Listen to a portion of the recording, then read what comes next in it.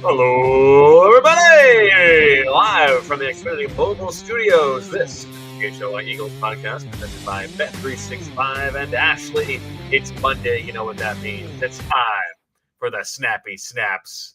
Fran Duffy, EJ Smith, Bo Wulf, maybe some grabby grabs as well if you play your cards right. Fran, how are you? How was going through the film and diving on in there? Jumping head first into the film this morning, it was good. It was a good rewatch. A lot of takeaways. It was tough to kind of narrow down, 7, 8, 9 plays for us to be able to jump into. Thankfully, we broke down a handful in the post-game show yesterday, so we didn't duplicate any of those. So if there was a play that you wish we broke down and you didn't watch yesterday's post-game show, make sure you go check that out. We've got the whole VOD posted as well over on the PHLY YouTube page. Please do that. And EJ Smith, how is your day going? Nice of you to join us on a Monday. Like this guy gets one connecting flight to miss one Monday show, and now I'm getting shots right at the beginning of the show. No, doing well. Excited to talk through the film with Fran. You might hear my voice is a little impacted, just a little bit. I mean, come on. I'm just warning the listeners. We're not bringing our full 100% vocal performance today, but I'm here to tough it out, so I can beat the lazy on Monday allegations here. Well, yeah, but then you're going to take like 3 days off the rest of the week, so those will come back. Not because I'm sick, but yeah. All right, let's get to it. We've got a lot to talk about. We're going to get to the defense, and I want to have an extended conversation, friend, about what's going on at linebacker and whether you think this is how the Eagles are going to play moving forward. But we've got to start with the offense.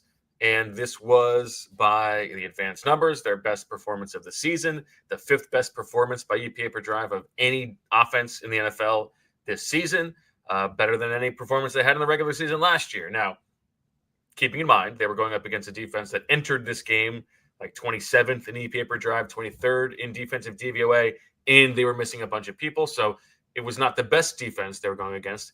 However, you saw a lot of things in this game plan and the way they went about it, Fran, that were very encouraging to you. No question. And we talked about the opening script yesterday on the postgame show, that this was one of the most voluminous and diverse opening scripts I've seen from an Eagles offense in recent memory. You're going back, I was trying to think back, when's the last time you saw all the variety that we saw in the first 15, 20 plays from an Eagles offense? And I had trouble thinking of it. To me, you'd have to go back to certainly the Doug Peterson era. But I think that when you think of this offense and all the different bells and whistles and all the different things they're so predictable and they do the same things over and over.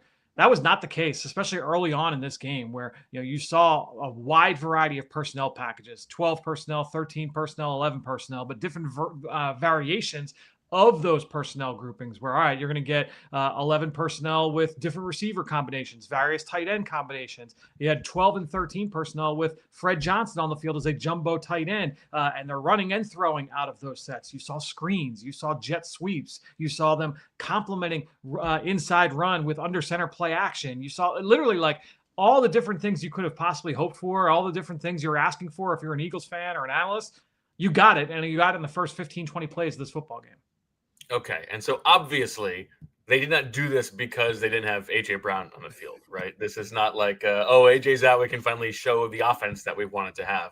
However, I'm just curious why you think it was that this happened to be the week that they were able to lean into all of those different things and be so diverse.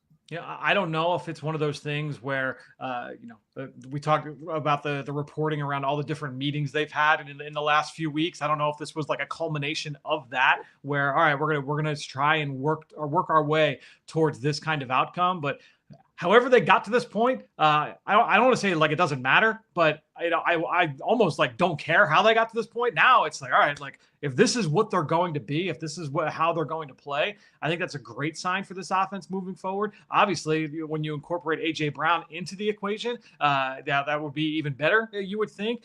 You talked about some of the numbers. I think Daniz, I was trying to find the tweet. Daniz posted on social media yesterday on Blue Sky and on various platforms where I think he said this was the best Eagles game EPA per drive since Super Bowl 52. I'm pretty sure that was, and it's well, I thought the NFC Championship game was ahead of it, but hold on. Let me make sure. I want to make sure I'm citing this correctly. It was But yeah, I mean, this was and I was looking at Sumer Sports, the newsletter from our friend Sean Syed, and they said this was a 100th percentile game from an EPA per play standpoint. It was a very, very impressive outing, certainly from this offense. And then from talking to guys in the locker room afterwards, EJ, and before we get to the specifics of some of the screen grabs, what was their takeaway on why was this game? I think a couple of things that stand out. Like the efficiency on first down, being able to stay on schedule, I think contributed to things being a little bit more diverse. Nick Sirianni talked about that, and that really was just like the function of the Eagles having a productive run game, really for the first time this season. Well, an explosive run game, a run game that was able to keep them on schedule for the second and third downs. I think that probably opened up the menu of play calling for Kevin Patullo.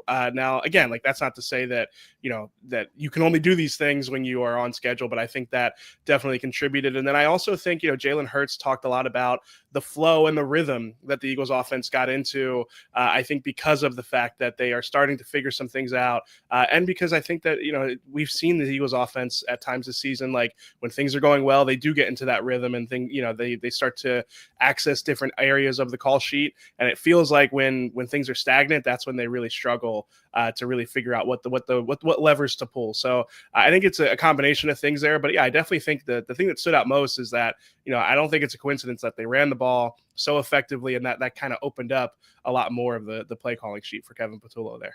Well, it's funny because after last week, it was like, okay, they've shown they can do under center play action. Let's hope that they lean into center play action, because nobody would have even thought to be like, oh, well, it'd be great if they did that and this and this and this and that. Like, you don't want to. You've been conditioned now for years to not be so silly as to ask for all of that stuff, and then for them to do it.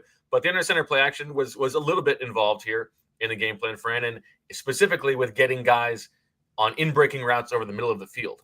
Yeah, and that's Devonta. Yeah, and honestly, like that's one of the things that you hope to unlock with the under center play action. There's been so much that's been talked about with the lack of yards after catch in this offense and the lack of throws to the middle of the field with this offense. Well, to me, that is a direct cause or a direct effect from not utilizing under center play action, because that's the area of the field and that's an outcome from a yards after catch standpoint that you typically get when you utilize under center play action. And we've got some shots we'll look through a little bit later that kind of paint that picture. All right. Well, why don't we start there? Let's go with the play action to Devonta here to kick things off. So Julia, we'll go to PA1. PA1 is the one we'll start with. So basically, early on in this game, I talked about like all the variety from a personnel package standpoint, all the multiple tight end sets, and sometimes you had Cam Latu in the backfield, you had Granson and Calcaterra. Sometimes you had Latu and Goddard. I talked about the Fred Johnson usage. Well, look, they were able to put Latu in the backfield, and he is kind of like the Van Sumeren fullback, right? That's the role we've seen from him when he's on the field here for this Eagles offense. This one goes for 0 yards. This one they don't get a big pickup here on this play. This is going to be an inside run from under center. This was on the second drive of the game, and this one again goes for 0 yards. If you go to the next shot, Julia, this was on the very next drive. This one goes for 3 yards. So yeah, you got a 0 yard run, you got a 3 yard run, but these were inside runs downhill from a 2-back set, essentially, with the fullback in the game. And then you come back and not just later, one play after another, like we've seen a couple times. Exactly. And by the way, we did see that in this game. They did one of the 12 personnel, like little stretch toss plays to the left-hand side, where it's like, all right, they sell it. And then the very next play, they ran the same action, except it was a play action rollout to the right. So they did still do the back-to-back plays, but it was nice to see them sequence things to set up things later in the game and later in the quarter. But this is a good example. If you go to the next one, Julia, later on in that same drive, you've got, again, a 2-back look here with Latu as a fullback. He's going to insert through the core of the formation as if he's going to block a linebacker, but this is going to be a play-action pass from Jalen Hurts. If you go to the next shot here, Julia, you can see that Jalen drops back, and he's got a relatively clean pocket. You've got Mailata right to his left, but he stands tall in the pocket. He delivers, and you go to the next shot, and he delivers a strike to Devonta Smith right on his helmet, right on his face mask there for an explosive chunk gain in the middle of the field. And you could see the space there, right? Like you got the linebackers attacking upfield, and as soon as they realize it's pass, Now they stress to make sure, I have to get to my landmark. I have to match a route in space. Like you're making them process. You're making them think. They're not just sitting back and just catching routes as they go into their area. And so putting those guys on the move and continuing to find ways to put them in binds, I thought that was impressive. Could they have pushed the button a little bit more? It could have helped me with a swooper point here or there. But I think that even just looking at it, I mean, they had a couple plays. One play came back off the Lane Johnson hold early on. You had the one sack that was there was the 21-yard loss from Jalen Hurts that set up that big play to Tank Bigsby on the ensuing snap. So they ran it a few times, only a couple completions in this game. But honestly, I think it's an area that they can continue to pull that lever. Two quick things here. One thing, Jalen Hurts mentioned the word leverage a few times talking after the game yesterday, and I think this was a really good illustration of that. Seeing like the linebackers, like really drawn into the line of scrimmage and just like completely opening up the middle of the field, which is obviously an area that Jalen Hurts hasn't always consistently targeted. And then the second thing, Cam Latu.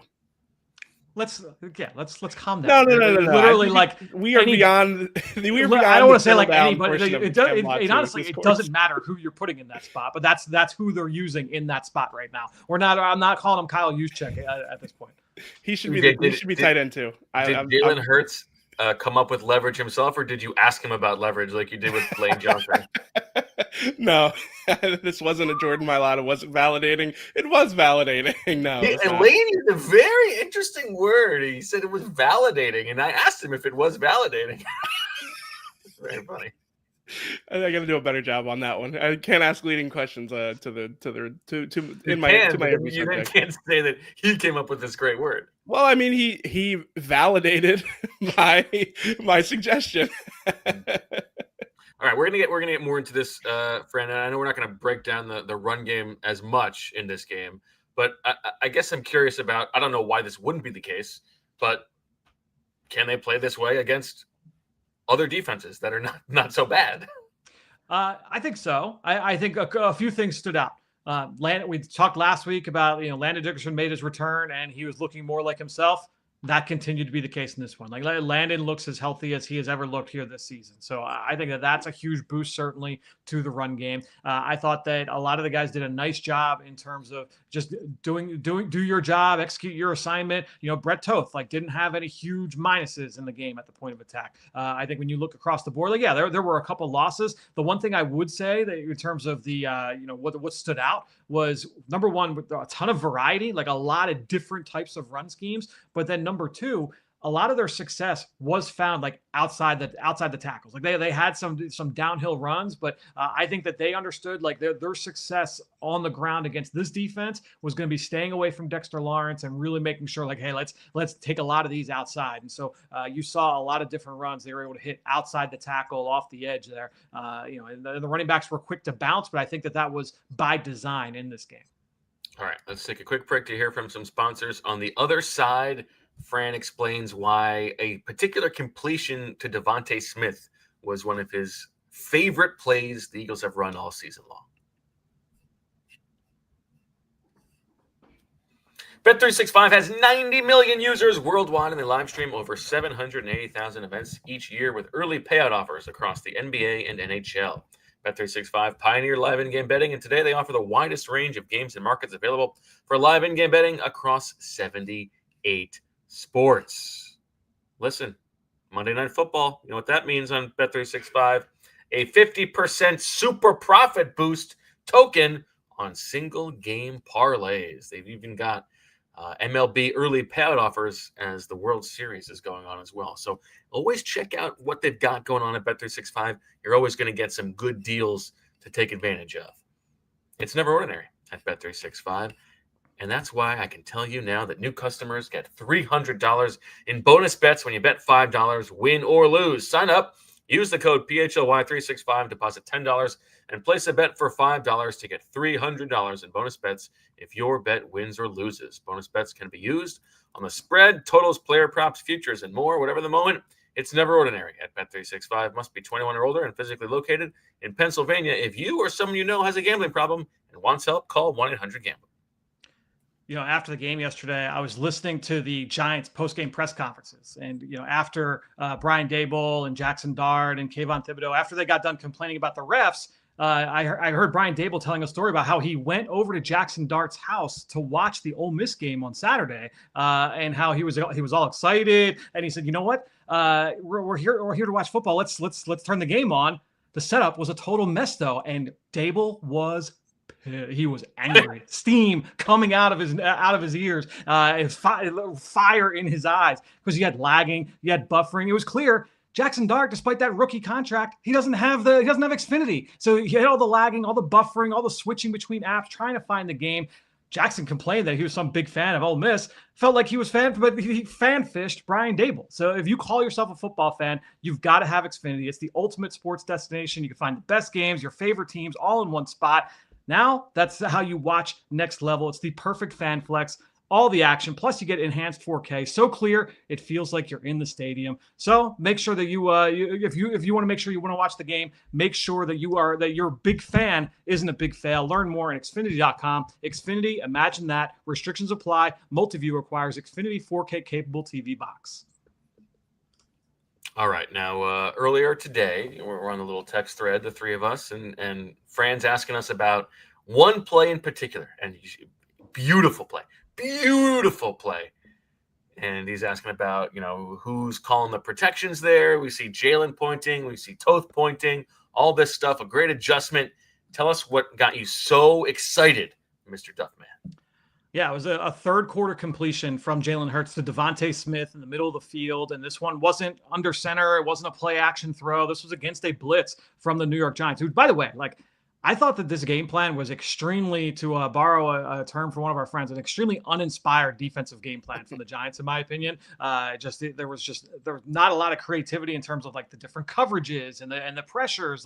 Just very vanilla game plan, very disappointing. After what they did, I thought it was a pretty good game plan a couple of weeks ago. They did have a bunch of guys out and come in. I don't know. I'm not gonna make excuses for Shane Bowen, but yeah. They had a week to figure it out. It was an uninspiring game plan, to say the least. Now, that said, I really liked this completion. So let's go to the first shot here. Julia, it's the beat blitz is the first one. I gotta say, I think Lindsay has taken over. So let's Lindsay. All right, thank you. And Lindsay. by the way, in the chat, please give it up, because it was Lindsay's birthday on Saturday. We didn't even know. Unbelievable, unbelievably poor job by us. But happy belated birthday to Lindsay. So now let's take a look at this play. Basically, what you're going to get is that a pre-snap, and as soon as this is the first frame of the film, and you could see that that Brett Toth is already pointing out that they're going to change the protection, and so that's why I was texting you guys hey, can you pull up the broadcast copy? Who made this call beforehand? And Jalen did point this out, so I was glad that EJ was able to pull that. So Jalen points this out pre-snap, and I think what his tell was that you had what is called a capped corner. So a capped corner is basically when you have the safety aligned directly behind a corner, because that's a tell that that corner could be blitzing. The safety is going to pick up his man in man-to-man coverage. So when you have the safety aligned directly behind that nickel corner, Jalen immediately says, all right, this nickel corner is probably blitzing here. Let's slide the protection that way. So Brett Toth slides the protection in that direction. So now if we go to the next shot here, Lindsay, you'll see that you've got Jordan Mailata blocking the nickel corner. And the blitz is picked up perfectly. Outstanding job here from Jalen Hurts, from the Eagles offense. But what I like here most of all is the post-snap process here from Jalen Hurts, because typically when we say, hey, they've done a good job against the blitz. We know it was a disaster 2 years ago, and that was the skeleton key to trying to attack this Eagles offense was, all right, we're going to blitz, send extra defenders at Jalen Hurts. And last year we've seen them make big improvements in this area where, hey, he's going to throw into the teeth of the rush, and we know that he's got that ability to throw the fade, be aggressive that way. Right. But in this one, this was an example of hey, I'm going to trust that my protection is going to pick up this blitz. You had the pre-snap recognition piece, but then also that ability to just let's read the play out. And so what they had on this play, Lindsay, if you go to the next shot, you've got a double post concept to his left. So you've got those two receivers stretching vertically down the field. They're going to run double post. And on the backside of this, you're going to have a backside dig from Devonta Smith. But not only that, you are requiring these guys the other routes here that are complementing Devonta's route. So if you actually go to the next shot, Lindsay, you'll see that Saquon Barkley and Dallas Goedert releasing late in the down after kind of helping out a little bit in protection. Those guys release out. So Saquon Barkley's gonna release to the right. Dallas Goedert releases to the left, and that's going to kind of part the seas here for Jalen Hurts and make the throw a little bit more defined. But he's got to hang in there and he's got to stay patient, right? So he can't just be top of my drop. I got to get out of dodge because there's a blitzer coming. He stood tall in the pocket. He delivered here. This wasn't like a one read throw. You had to let things develop down the field. And he delivers a strike. He puts this right on Devonta Smith. If you go to the next shot here, Lindsay, you can see that there's Devonta breaking open on the deep end cut at the 40-yard line. So this was one of my favorite plays I've seen from Jalen Hurts against the blitz, really maybe in his career. To me, this was like outstanding quarterbacking, a great example of exactly what you want. It's not just, like he threw it deep against the blitz. You had the pre-snap read, the post-snap read. This was really, really well done from Jalen Hurts. And as you say, it is a different kind of answer for them against the blitz. It's not just a go ball down the field. It's not just a slant or like a swing pass that's just replacing where the guy is coming from. Yes. You had to be patient for this, trust it. I think that's well said. Fran, what tier is like a quarterback getting to the backside dig against like a pressure look? What tier of like quarterback processing is that for the football guys, you think? What tier of like online? Is it like tier 1 football guy nerdy, just like, man, or is it like, are we talking tier 2? I would say like from like on a scale of like Spencer Rattler to Justin Herbert, who is the greatest quarterback of all time. I would say like the football hipster society will probably grade that'll be like an A- type of play. Like this is like a really good play. It's not like the best play I've ever seen, but this is a good one. This is a very good one in vacuum for sure. That is a Herbertian play. A little throaty, like was that a little Collinsworth there? Even though that's not really what I should be going for, but no. I think of like I could hear like yeah. I'd say this complimentary, not like to take a shot at any. Like I like Nate Tice a lot, but I can hear Nate Tice mentioning like he gets to the backside dig, after the pressure, and he just like I can hear the football hipster community getting excited about that type of play. Yeah.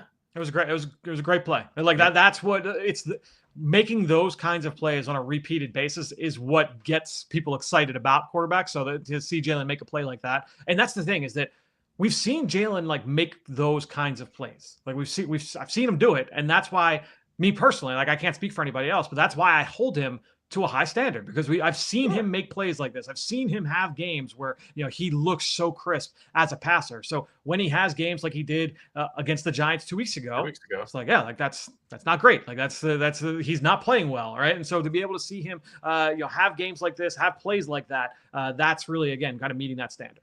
And so why is it that AJ Brown doesn't want him to do that? It's a question that I don't know that any of us can answer.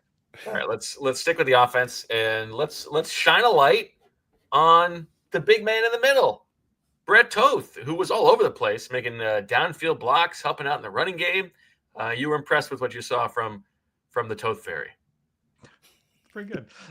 You got that. I think that, yeah, he was solid. He had a nice outing overall. I think that when you're looking at Toth, we talked. I think it was last week. Like, all right, what does he do well? Like, what is it that they see in him that they keep, calling his number and allowing him to be in the starting lineup? One of the things that he does bring to the table, he's an athletic offensive lineman. And so when you see him in the screen game, when you see him on perimeter runs, like he's got that ability to get out in space and make plays. And one play where that did stand out, I'm going to be honest, like of all the plays in that opening script that we talked about earlier, the one that caught me most off guard was the running back, the screen on 2nd and long to Saquon Barkley that picks the first down. Like, I'm going to be honest, like hand to God, like how many like pure, like basic drop back screens Jalen Hurts has completed successfully in 6 years? Like maybe one hand. You know what they had? They had one in week 1 or week 2, right? And it was like, oh, this is, and then they had another one that was like mildly successful after that. It was like, oh, maybe this is like a little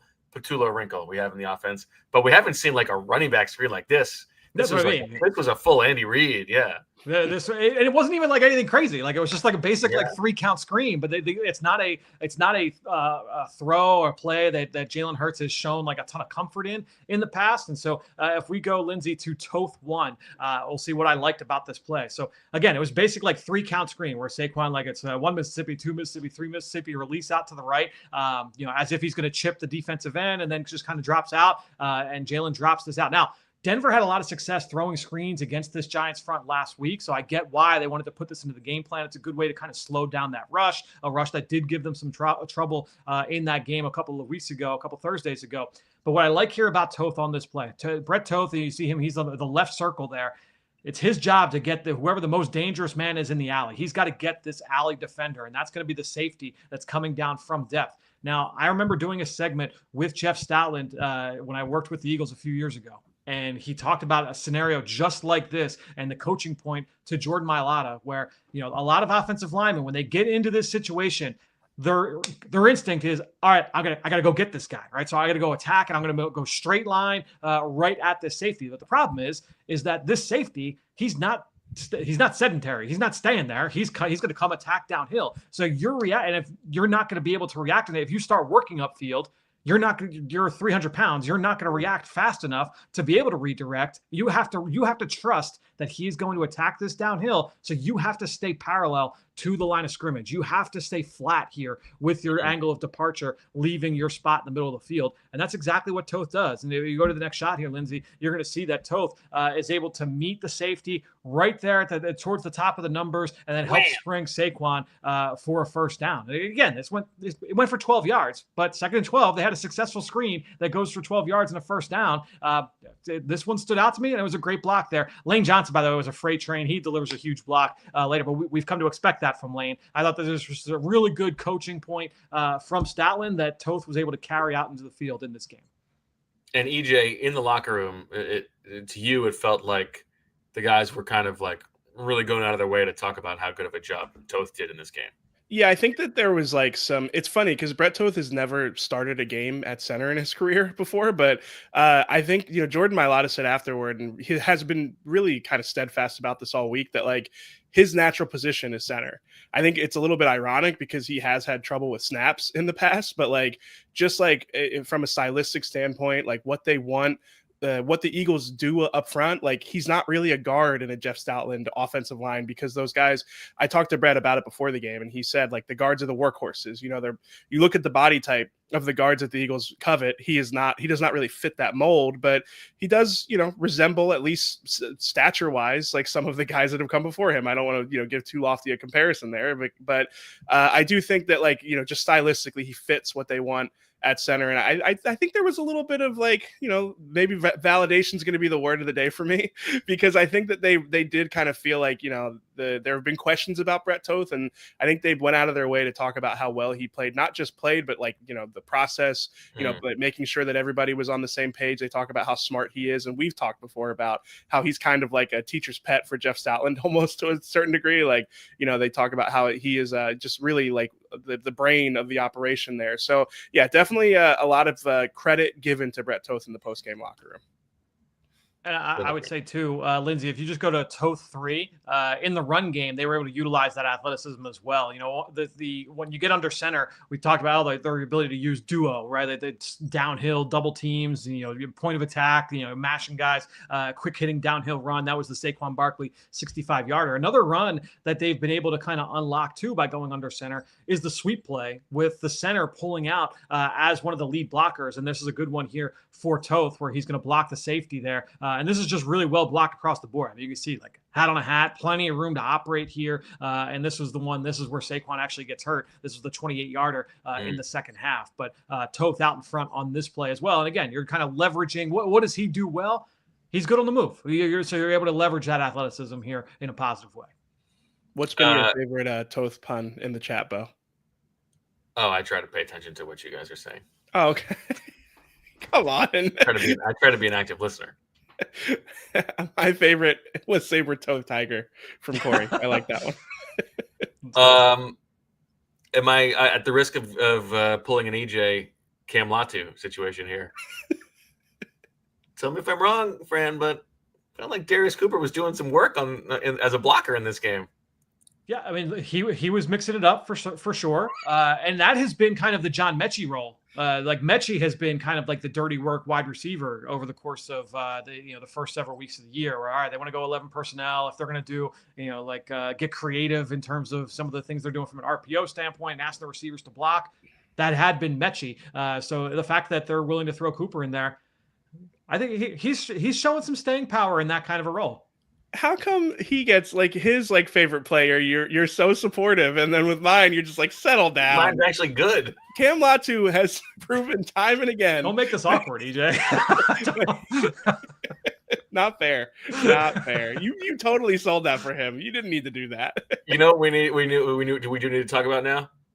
People are wondering if they've been following the Swooper situation. Fran, did you see any of the Texas Mississippi State game on Saturday? No, I did not. You guys tried to get me. You tried your best. I will say, EJ, I didn't tell you this. I told Bo this yesterday. So I expected you guys to text me some kind of a link to try and see if you can, fish me into clicking on a highlight. So my plan on Saturday morning was I didn't block you guys. I didn't mute you guys. Mute the text. But what I did was I hid notifications. So that was like my reminder to myself for later on that evening where, okay, if I get a text from Bo or from EJ, I did it for both of your individual texts and then also our group text. Where I was like, all right, if I get a text message from you guys, make sure I think, is this going to be a link that's going to take me to a Texas football highlight? Now, it ended up not mattering, but yeah, that was definitely front of mind on Saturday. I mean, it was pretty good because I sent it without telling you, EJ, and you hopped on it right away. It was great. No, now do you believe him though, Bo? Like, because he could have looked at it and then just gone, I'll just ignore this until tomorrow. Honestly, how dare you? How dare you impugn the integrity of Fran Duffy? Do I trust him with my life? Yeah, this is all because he gassed up Darius Cooper for you. We neither confirm nor deny. All right, let's take a break, come back. A few little things to clean up on the offense, and then I want to talk about the defense. And, like, is there a case you think that this could be a defense that turns into a very good unit in the second half of the season? Swipe. Hey, Eagles fans, you know who's playing championship-level car deals every single day? Well, that would be Elkins Chevrolet, located on Route 73 South in Marlton, New Jersey. It's run by three brothers. Call them Jadge, Jason, Adam, and Josh. All these guys are in the store every day working to make sure they have a huge lineup of Chevys at the best price and providing honking good service. No fumbles, no drama, just real brothers running a local business and backing every deal like it's the championship game. So if you are in the market for a new Chevy, make your next move, Elkins Chevrolet. Real brothers, real deals, and a whole lot of honking good service. Shop now at elkinschevrolet.com. Together, let's drive. Next, we're going to talk about TrueMark Financial. Listen up, sports fans. Believe it or not, the holidays are right around the corner, which means it's the perfect time to get your finances back in shape, too. I've been checking in on my credit score lately, and let me tell you, if you're a member at TrueMark Financial Credit Union, you've already got a serious edge. They've got this free tool called Savvy Money right inside their online banking and mobile app. I use it myself. Seriously, it's like having your own financial coach in your pocket. You can check your credit score anytime without taking a hit, get tips on how to improve it, and even get alerts if anything changes. That's what I call playing smart defense with your money. So if you're already on Team TrueMark, fire up that app and check out Savvy Money today. And if you're not a member yet, what are you waiting for? Step up your financial game. Swing by one of their 24 branches to visit TrueMark.com/PHLY to open an account. TrueMark Financial Credit Union is federally insured by the NCUA. All right, back to the PHLY Eagles podcast. No, I was not smiling at EJ's ad read. I was smiling at Fran drinking his little baby water. It's a big water. It's a big water. I was trying to be subtle. I know, but the way that you went down to it.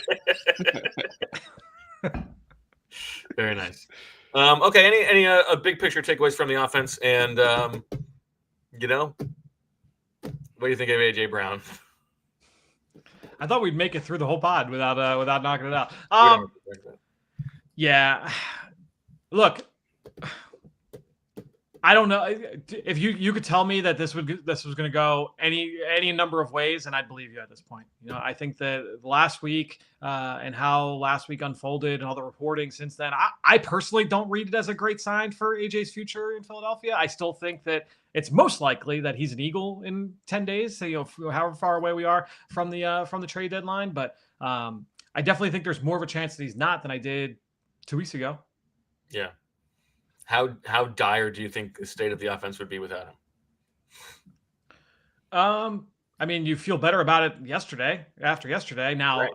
I think it's possible you overvalue that considering the opponent. But I do think it's noteworthy that they literally just faced this defense 2 weeks ago and looked terrible, right? And so, it's better to look good against a bad defense than to look terrible against a bad defense. So, I think that there's a case to be made that there's definitely a lot of positivity from what that viewpoint could look like of this offense and of this scheme and the situation moving forward.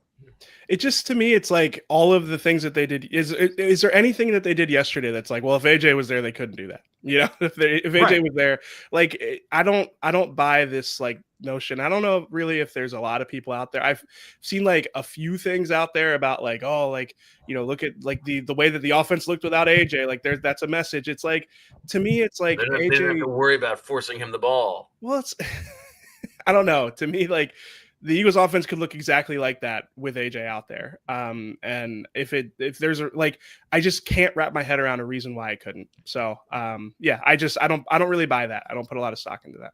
I think last week, like the reaction to last week and the post last week, if it's if we take it to mean what we think that it means, we take it as face value. To me, this is bigger than football. I don't think this is like a targets thing. I don't think this is like a usage thing. I think this is. It's clearly I think it's a person. It's devolved into a personal situation. Okay, a couple super chats we can get to before we flip sides of the ball. Dr. Prince Blue is Smitty in the Puka conversation. Check the resume. I know you famously hate Puka Nacua, Fran. I don't hate Puka Nacua. I think he's an awesome player. He's a great player. I don't know, like it would like in the Puka convo. Are we talking like just in terms of like tier of player? Like, they're very. I mean, they couldn't be more different. Honestly, they couldn't be more different. Like stylistically, they're both great players in what they do. If you put Devonta in that role, though, I think that he probably is as productive, if not more productive. I mean, the role is very different. Like in terms of like what they're asked to do. Like, I mean, Puka like is used like almost like Cameron Latu-esque, like, in terms of inserting into the inside the formation and releasing between the tackle and the guard to pretend like he's going to go block the linebacker and then run an over route out of that because 9 times out of 10 he is blocking the linebacker. Like, you're not doing those kinds of things with Devonta Smith. But Devonta does things that Puka doesn't do. Like, to me, like Devontae's a better route runner. Like if I just need a guy to get open one-on-one, like I'm taking Devonta. But they just go about their business in 2 different ways. Without actually going through it, just like the proxy for this rank in your head, do you think that Devonta would be near your top 10 receivers? He would be close. I would say probably not, but close.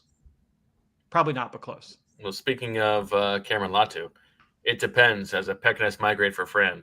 Cam Latu, Darius Cooper, and Francis. I mean, obviously, I'm nesting Francis. I'm going to migrate Latu and pet Cooper. This was rigged. Well, that's so obvious. Exactly, that was a layup. Yeah.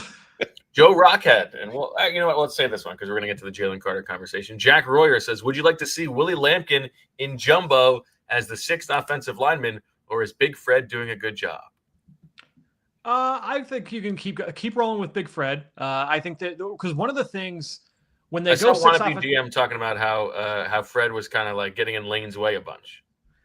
I honestly saw more of that from Grant Calcaterra getting in Lane's way. Like I'm gonna be honest, like we're getting close to like 4 or 5 times where Lane like stepped on Calcaterra's foot or got tripped up by Calcaterra's ankle and ended up on the ground. Like first play of the game, Lane ends up on his back because Calcaterra was like a step late getting out of his stance. Then there was another one later where he like tripped and fell.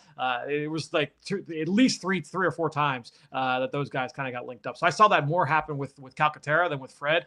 I think the big thing with Fred Johnson, like when they play in those 6-0 line sets, the most common run that they've been running out of those looks has been duo, where again, that's like point of attack, like mashing, like we're just trying to vertically displace. We're trying to get defensive linemen off their spot and make a nice clean read for the running back, because the running back is basically just reading the linebacker. Like, all right, linebacker attacks downhill, I'm going to bounce. Linebacker scrapes over the top, I'm going to hit this in between the tackles. Like very easy kind of clean read. And the more movement you get, then the cleaner the read is for the running back. So having Fred Johnson out there where he's like, all right, you have a 320-pound guy as opposed to a 280-pound guy, I think that's a better spot for Fred Johnson. Now, if we want to start, putting Willie Lampkin into the Cam Latu role, now we're cooking with gas. I like that. Now, I will say I talked to Willie Lampkin last week. He feels like he's ready to go. He's a little bit itching to get back on the field. He's never had to go this long on the sidelines, not being able to play. So he feels like he's ready to go, for whatever that's worth. I think he'll be waiting a bit longer, unfortunately, but most likely we'll wait it out. Fresh Prince says, if Jalen has been seeing the field clearly, I can see clearly now the blitz is gone this season and getting some MVP buzz. Why is AJ upset? My boss, a Dolphins fan, said she would offer Waddle and a first for AJ. I told her no. I think they would take that deal. I think they would love that. I think they would take that. If you go with Waddle and a first, I think they would take that personally. But but yes, that is, I guess that's the thing, is like the Occam's razor of like, all right, well, if AJ's he's the most targeted receiver in the offense, and they had these games where they were productive, and Jalen had one of his best games, and he was still upset. Like, all right, well then, it's not a football issue, right? Like it's not a production issue. It's not a feed me more issue. So yeah, I think that's just kind of where it's gotten to. Idiot sandwich. Brian Thomas and a fourth for AJ Brown, who says no. I think the Eagles say no to that one. I agree with Fran. I mean, the Dolphins pick could be like a top 5, top 10 pick. Like you probably feel pretty good about Waddle and a first there, but I'd say no to the Brian Thomas and a fourth. It'd have to be a lot higher of a pick. Maybe. I think that's Brian Thomas Jr. was really good last year. He's dropped a few passes this year, so I think that's if someone had said that a month ago, like 2 months ago, I think people would feel a little bit better about the Brian Thomas into that.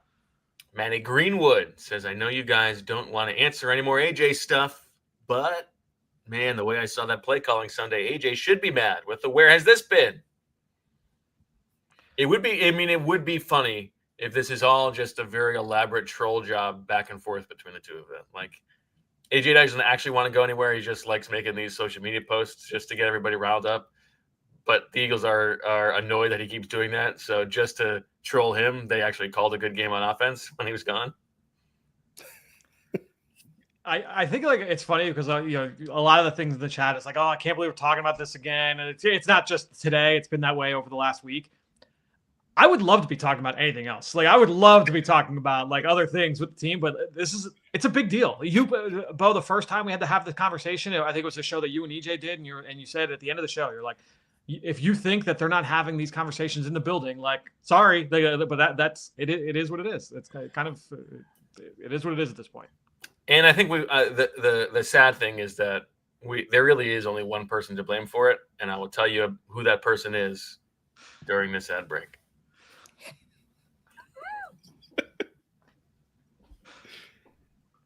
AJ, it's me, Ray again. They don't want to give you the ball. Tweet again. Say, use me, but don't use me. Do it. Tweet it.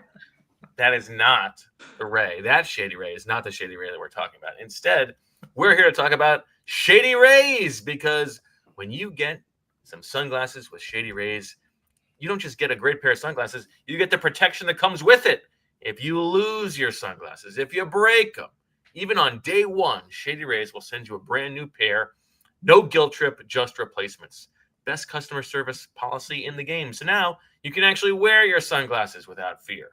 on hikes, at concerts, on the boat, at the orchard, wherever.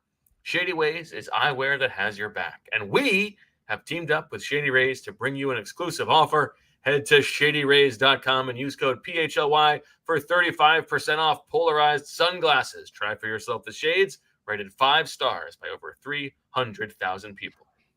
Next, I got to tell you about the PHLY Fan Cave. Picture this, a fan cave that actually feels like your dream setup. Thanks to PHLY, that could be real. We're giving away a $2,500 PHLY Furniture gift card. Go big on a sectional and some stylish pieces, or trick out your space for game day. It's all up to you. Just visit PHLYFancave.com, see if you're eligible, fill out the form, and you're entered.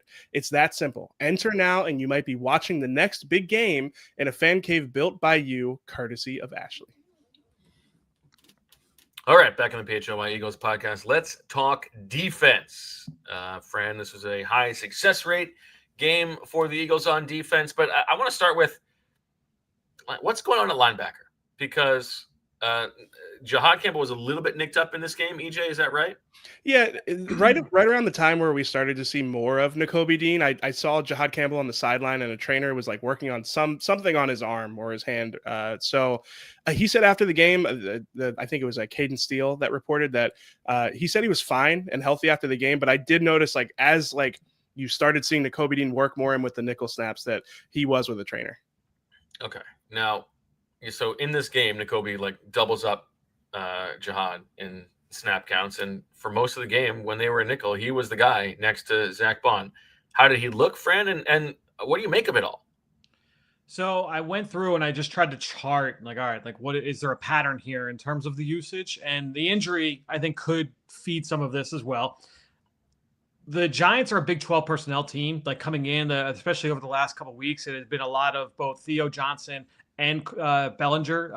So they were playing a lot of both tight ends. So I think if they had come in and said, okay, Nakobe's only going to play on base, and then Jahad's only going to play nickel, it could have gotten a little topsy-turvy the other way, where it's Jahad's playing basically every single down. So I think the way that their plan was, at least kind of how the deployment was early on, was basically, okay, when they play in 11 personnel with, all right, when they play in 11 personnel, I've got the notes here.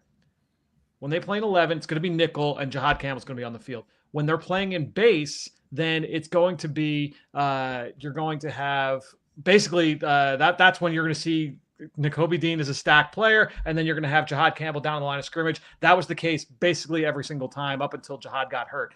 Then you had there were two versions of the nickel package where you had sometimes it was Campbell and sometimes it was Nakobe.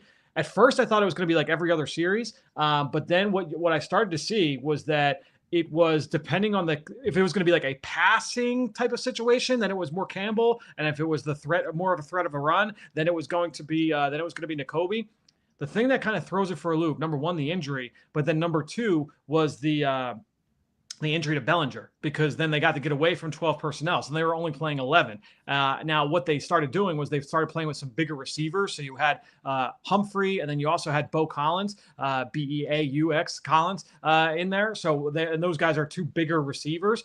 And so typically to those sets, you saw Nakobe. And then when it was Slayton and Wan'Dale Robinson out there as two of the three receivers, then you saw Jahad Campbell.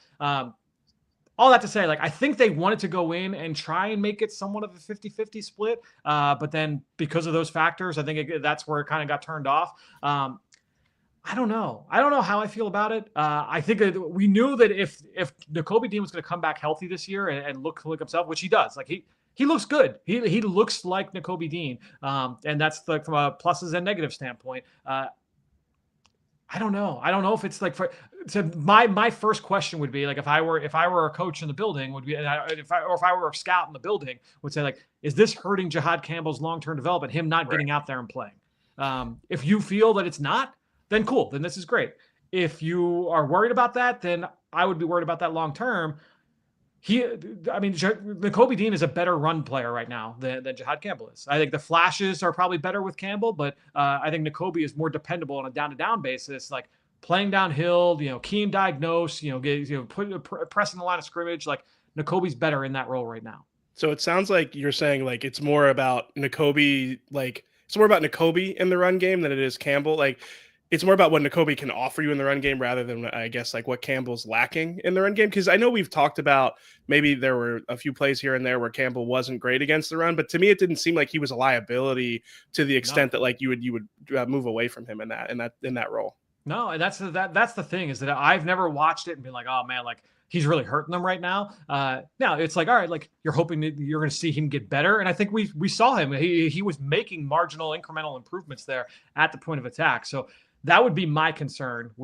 Could there be a little bit of a setback here?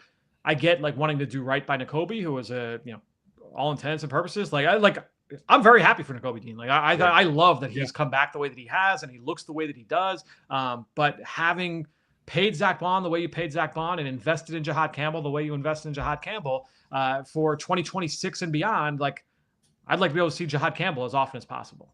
Well, and especially two things. What is nice is that now they get to go into the bye. They have some snaps of this to evaluate. They can really think about how they want to actually deploy these guys when everybody's healthy. But the problem is when everybody's healthy, when you get Nolan Smith back and Brandon Graham is involved to whatever degree he's going to be involved, you're not really going to be wasting those edge snaps on Jihad Campbell anymore, right? You're going to have actual edge guys on the field, most likely. So then you're talking about really like putting your rookie first round pick on the bench. Yeah, and he like isn't playing bad. It's not like like a deserved benching either.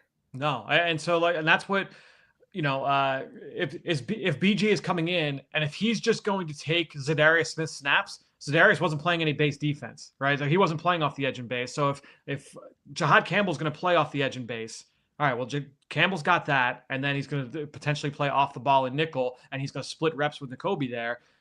Again, like I just like how they kind of toe the line there. I think that's going to be interesting to see how they try and divvy up those snaps to where you're not hurting Jihad long term, but still being able to kind of throw Nakobe a bone as well.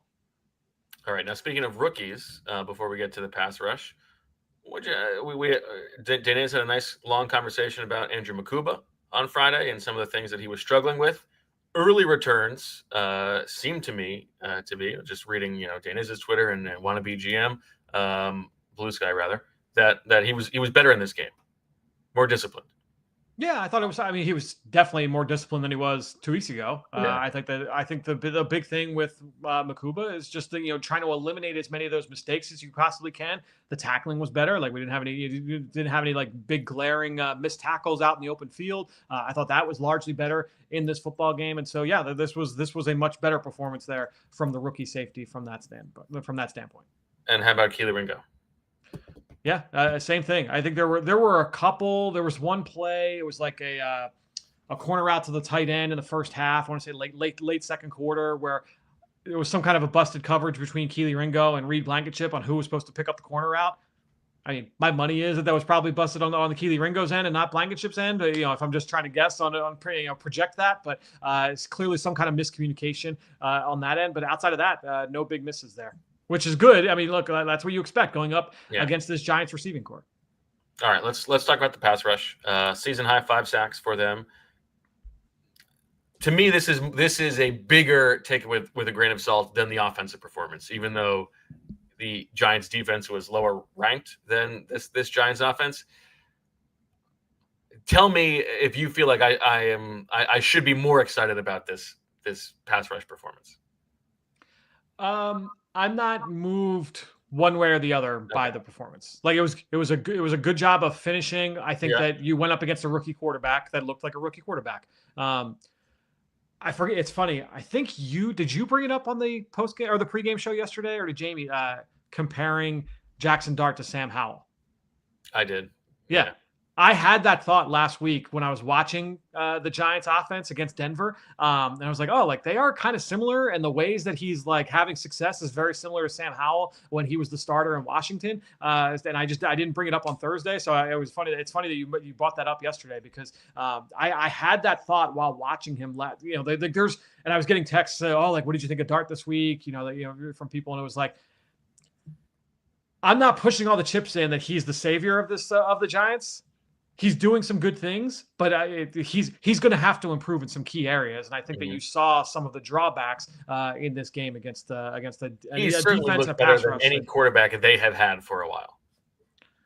Sure, yeah, for a while Yeah. but yeah, it's Low bar. Yeah, but honestly, like Daniel Jones at his best, like has looked better than what we've seen from Jackson Dart personally, in my opinion. Okay.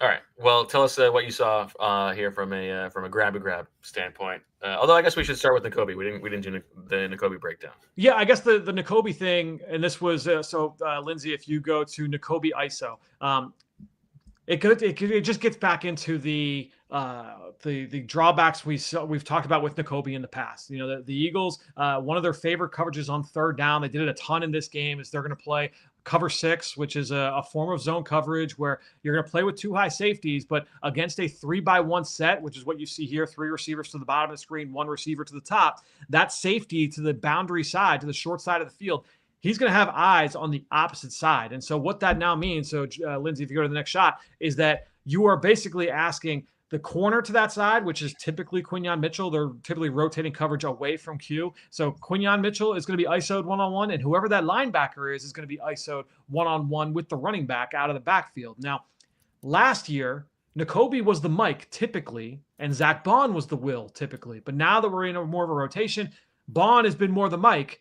And so that leaves Nakobe as the Will, which means in this kind of scenario, Nakobe's going to get ISO'd up. Now, teams could do this to Jihad Campbell as well, but with Jihad Campbell's superior athleticism and with his superior length, I feel good about this kind of a matchup and him being able to hold up in all areas of the field.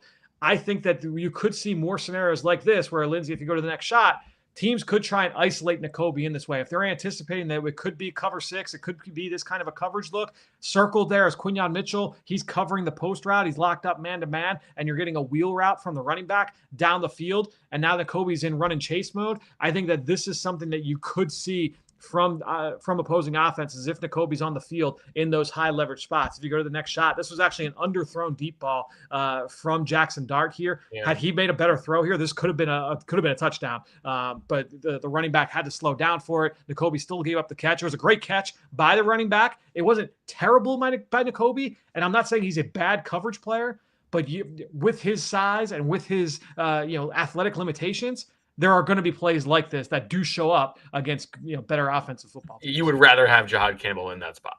Yes, no question. Yeah. Okay.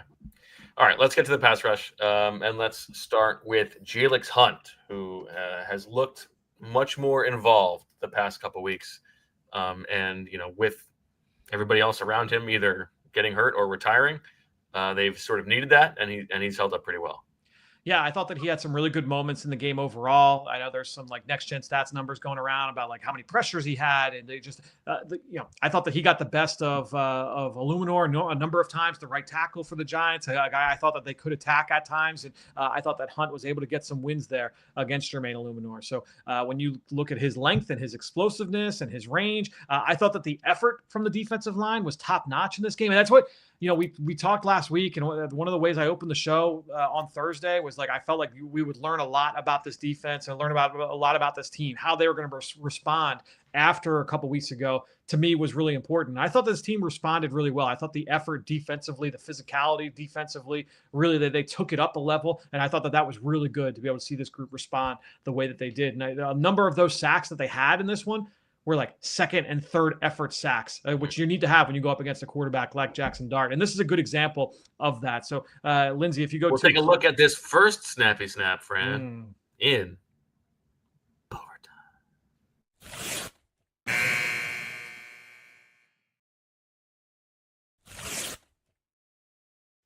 So yeah, let's take a look at that first one. So this is Hunt sack 1, Lindsay. So now this is a play down in the red zone, and you could see that late in the pre-snap phase, the Eagles looks pretty basic. It looks like it's going to be 4 down linemen.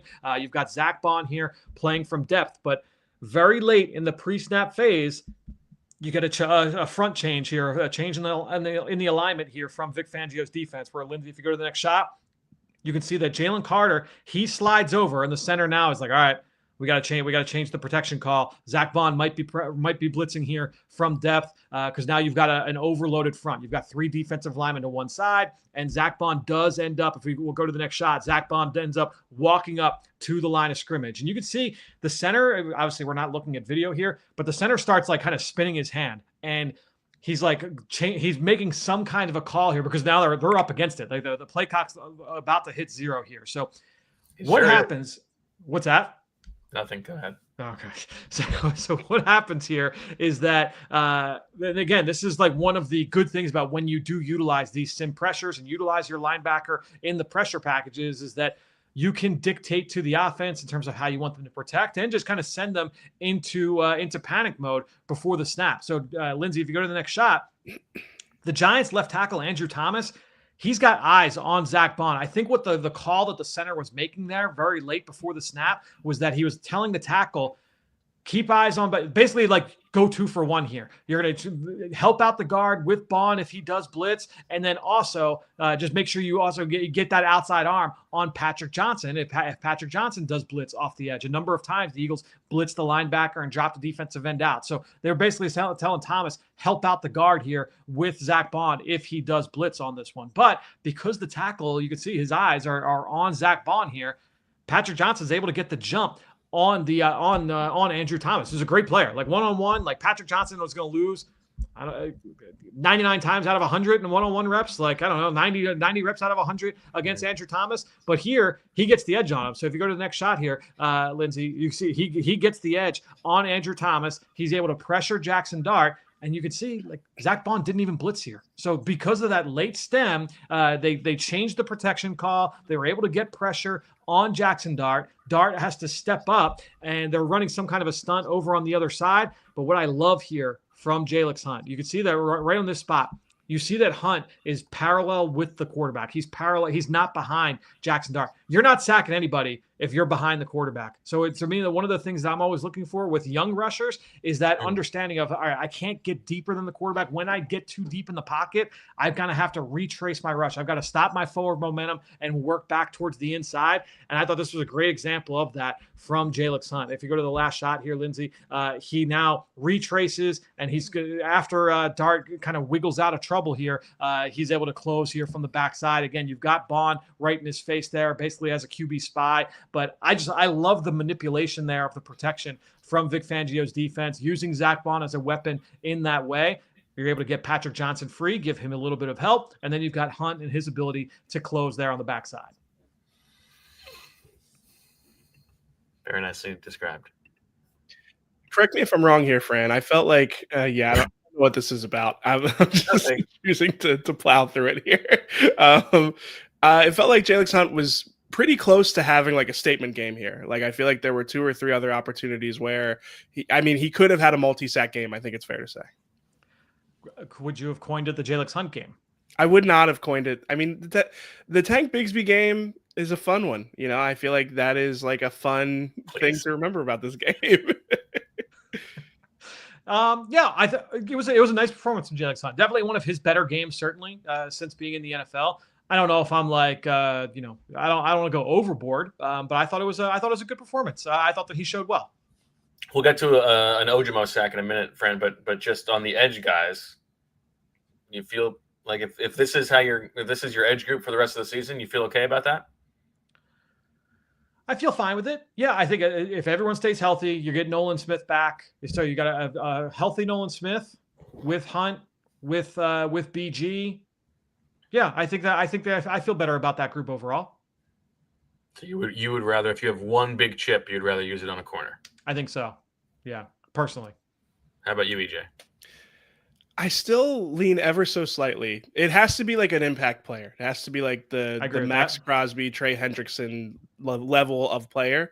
And I understand the price would be, significant there. But if you told me that they could add like a star on the edge in that edge rusher rotation, I still probably lean more toward that. If you're telling me it's like a serviceable starter, then yeah, I'm with Fran. I think corner is the one that you would go with there. But difference maker, I'd rather have the edge rusher. I think I agree with that framing, actually. Like if you said like, all right, like it's a, an A-level player at either spot, I'd rather have the A-level rusher. But if you're, I think that's just a harder acquisition to make. Yeah, it's unrealistic with more competition in the market. So I think if you can get a serviceable starter, like a guy that you feel, like this guy's a solid player opposite Quignon and Cooper DeJean, then I feel like that I'd rather see that at corner. And Alontae Taylor, perhaps.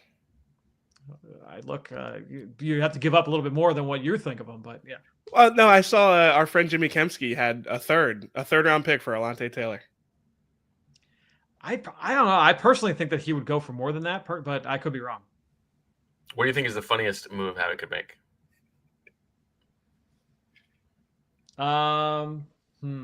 Two things come to mind for me. Trading for Isaiah. That would be funny. I like the idea of trading for Bijan Robinson and just telling everybody that he's only a kickoff returner. That's all he does.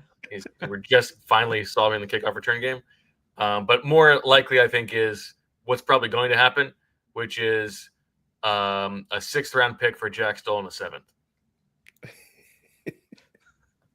Of course it's gonna happen.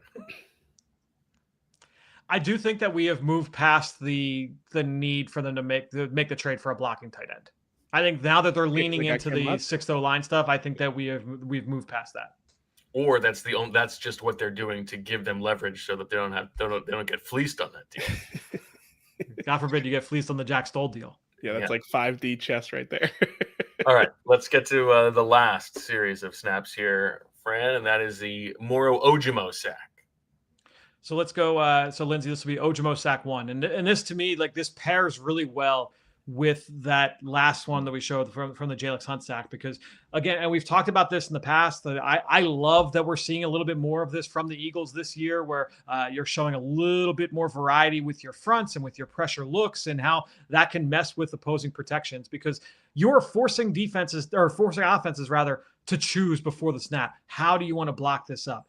More often than not, when the Eagles bring a linebacker down onto the line of scrimmage over the guard or over the center, typically they have gone big on big, right? Where it's kind of what we saw in that last one, where the guard is going to keep eyes on that linebacker, on Zach Bond or on Jihad Campbell in this scenario, where, all right, you're going to go, basically you got 5 guys in the line of scrimmage, our 5 offensive linemen are going to account for those 5 players. But because sometimes the linebacker comes and sometimes he doesn't, teams can decide, all right, you know what, we're going to do this a little bit differently. And we just showed you a play earlier in the game where they put Bond up in the line of scrimmage and he ended up not blitzing and he ended up surviving. So now the Giants are like, all right, they're putting Campbell down on the line of scrimmage. We're going to bet that he is not blitzing here. So what they're going to do is they're going to have the running back block Campbell. So Lindsay, if you go to the next shot, the running back, Tyrone Tracy, he's going to cross face. He's going to block Campbell. That's fine. And the offensive lineman, the guard on that side, they're going to run a 4-man slide. They're going to slide the protection towards the overload side of the front. So now we talked about how typically when you have that overloaded side, that's where you're going to get all kinds of different stunts and twists. So maybe the tackles are going to twist, or the end might loop all the way inside. The Eagles have had success running these types of games in recent weeks, where, all right, we're gonna run a stunt over the other side, and then you've got the linebacker rushing on the opposite side. Well, the Giants are, all right, we're going to prepare for the stunt by basically making it 4-on-3 on that side. So if anyone comes looping inside, the left guard's going to take him, and then the running back, he's going to block Campbell. The tackle's going to block. The left tackle's going to block the outside rusher, Josh Uche, over on the far left side. So this makes sense on the whiteboard. It's just a different kind of way that the Giants are trying to approach it. Now, what happens on this play, if you go to the next shot here, Lindsay, is the running back, he's going to cross face and block Campbell. The Eagles are playing man-to-man coverage here. So Zach Bond is responsible for the running back in coverage. And once Bond realizes that the running back is staying in, he's got 2 choices. He can either drop back in coverage. I guess he could spy Jackson Dart, right? Like he could just kind of mush and kind of wait his turn. Or he could do what's called green dogging. He has the green light to attack the quarterback and basically replace Jihad Campbell in the pressure and become a part of the blitz package. So the running back wants to block Campbell. All right, well, now I'm going to rush, and somebody has to account for me. So now you get the numbers advantage back in your favor as a defense. So once Bond makes this decision, this is great. If you go to the next shot, Lindsay, the guard who was sliding to help with any kind of stunt, well, now he sees Bond coming. He's like, all right, now I've got to pick up Zach Bond. What this does is across the board, it's one-on-one. Everybody's now it's 6-on-6 across the board. And again, the Eagles, even though like the edge group isn't what it was, the Eagles feel good about their ability. Like if we're going to play one-on-one football across the front, we've got enough talent that one of our guys is going to win out. Right, like between the defensive tackles, you throw both linebackers in there, the edge rushers, like one of our guys is going to be able to win out, especially if we're now incorporating different stunts and twists. And Lindsay, if you go to the next shot, the Eagles are running a TT stunt on this play between Ojomo and Jalen Carter, where Carter's going to knife up the field and Ojomo is going to loop around inside the center. So you're going to get that TT stunt there and working against that side of the protection. If the guard hadn't been pulled in by Zach Bond, well, that guard is going to lay out Moro Ojomo. When Ojomo slants inside, that guard is going to lay out Ojomo. But because Ojomo is protected by Bond, now he's going to have a free run at Jackson Dart. And you can see it really well in the next shot, Lindsay. Ojomo is going to play off of Carter, and he's got now a free line at the quarterback. Dart hits the top of his drop, and he's already getting ready to take off. He's like, oh, I got to get out of Dodge now. It's man-to-man coverage. I'm going to try and see if I can wiggle out of here. I should be able to scramble for first down. So, and he actually does a pretty good job of stepping through traffic. So you go to the next shot, there's a car wreck in front of him. He jumps over the pile. Bond does a nice job of like, all right, like I started rushing, but I see that the rush is starting to get home. So now I'm going to make sure that I try and mirror the quarterback here on this play. And what I love is that you can kind of see like Ojomo is on the ground here. Like he tried to retrace and he's like right on the hash marks there behind number 72 from the Giants. Ojomo pops back up. If you go to the next shot, Ojomo pops back up, and then he jumps over the pile, and he's able to get home for the sack. You can see Zach Bond is there. Campbell is there. So they did a nice job of kind of cutting off the quarterback at the pass, forcing him to stop his feet so he couldn't scramble, and then Ojomo was able to get home. So this was a really good example. They're just playing man-to-man coverage on the back end. Like they're just playing, it's straight. You have a single high safety, and it's man-to-man across the board on the back end. The Eagles played less man coverage in this game than they did the previous matchup, but they picked it in certain spots. And to me, like the rush, the effort from the guys up front, they did a much better job in this game of corralling Jackson Dart, not letting him escape the pocket all that often. And then again, a lot of those 5 sacks, at least 3 off the top of my head were like second and third effort, if not 4 or 5 of them were second and third. Like it was a really good job from that group overall. Which is good to see from an effort standpoint. But it's part of the reason why I'm a little bit nonplussed by like the pass rush is back. You know what I mean? Because against most teams, the ball is going to be out. It's a smoke and mirrors pass rush. Like but I think that's just the reality of the world they're living in right now. Like especially without Nolan Smith, like you were expecting Nolan to not just be on the field, but like taking that next step and kind of continuing his momentum from what we saw in the second half of last year. And so without him out there, I think you're looking, it's like, all right, like, yeah, like Jalyx is fine, but he's still a developing player. You're hoping to get a little bit more out of that group. I'm not going overboard with his five sack performance, but it was definitely a better showing than what we've gotten over the last few weeks. I'd be remiss if I did not bring up a certain stat. Cam Latu? No, the Cam Latu conversation is over for this week. Moro Ojomo, up to 4 sacks on the season. One sack away. Near the 30 that you predicted. No. 1 sack away from Milton Williams' total in 2024. Also, a half sack ahead of Milton Williams' pace currently for this season. I will say, like, if you talk to anybody that breaks down New England, like Milton Williams has been awesome. No, I'm not. I'm not trying to say that he's playing better than Milton Williams. All I'm saying is that the 5 sacks that Milton Williams had last year, Moro Ojomo is close to matching that total. All right, let me give you guys one more question, and then I have something that has come up during this episode that I have to run by EJ. But since the 3 of us will not be together until next week, let me ask you this: if you had to bet right now on the Eagles' offense or the Eagles' defense outperforming the first half version in the second half, which one would you bet on? So the Eagles are right now 9th in EPA per drive, according to True Media, tied with a bunch of other teams, somewhere between 9th and 12th. DVA doesn't come out till tomorrow. On defense by EPA per drive, they are 13th. This is actually much more difficult than I thought it was going to be. Like, yeah, that is hard.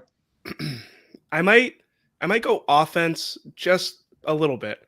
I don't feel great about either of them. I mean, like I don't know. I think that ninth, it's hard to go up from there, but if the run game gets going, is a little bit more, on schedule and just productive and explosive, then I think there's room for the Eagles offense to go up from what we've seen in the first half. And I think on defense, like I'm a little bit worried about more regression. Maybe it's because I spend so much time around you, but and I don't know. Ask me again after the trade deadline. How about that? Just looking at the teams that they've got on the schedule. So like I'll just go Green Bay, Detroit, Dallas, Chicago, Chargers, Raiders, Washington twice, Buffalo. I feel better about that slate of defenses and matchup. Like I feel like I like the Eagles in their in the matchup against those opposing defenses as opposed to those opposing offenses. So I would, because I do think that it's close, like EJ said. I like the offense outperforming their first half. Now, this one I will say, let's presume AJ Brown's here, because if he's not, I don't know that I would make the same bet. But I do agree. I think I have a little bit more faith in the offense. And listen, maybe it's recency bias from seeing them pull out a bunch of tricks in this game. But as we talked about on the post-game show, like we have to learn this lesson every year that sometimes patience is required. And a first-time coordinator is allowed to get better over the course of the season. And so too is a defense that is incorporating a bunch of new pieces. So we'll see how it plays out. Fresh Prince with a super chat says, Fran, on the Dotson 40-yard touchdown, Devonta makes his guy fall with a stutter go route. What determines the first read in the progression? Was that 4 verts?